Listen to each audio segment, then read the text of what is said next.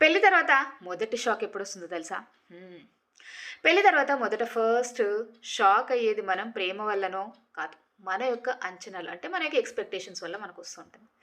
పెళ్ళికి ముందు మనం మన పార్ట్నర్‌ని చూస్తాం. చాలా ఊహించేసుకుంటాం కదా!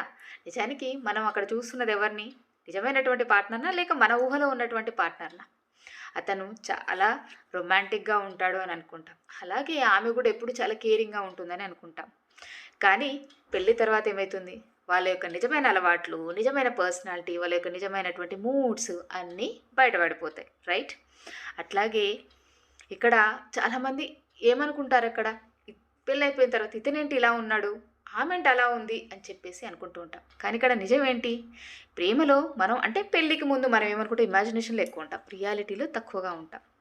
కానీ ఇక్కడ మనం గుర్తుంచుకోవాల్సిందేంటంటే ఫస్ట్ మ్యారేజ్ అనగానే మొదట ఎదుటి వ్యక్తిని యాక్సెప్ట్ చేయడం. యాక్సెప్ట్ చేసేటువంటి ప్రయాణాన్ని నేర్చుకోవడం. అది చాలా ఇంపార్టెంట్. అప్పుడే ఇద్దరి మధ్యల బాండింగ్ అనేది ఫస్ట్ అబ్జర్వేషన్ అనేది మొదలుపెట్టినప్పుడు అప్పుడే మీ ప్రయాణం అద్భుతంగా స్టార్ట్ అవుతుంది. లేదంటే లేనిపోని గొడవలు స్టార్ట్ అవుతాయి. సో, జాగ్రత్తగా ఉండండి.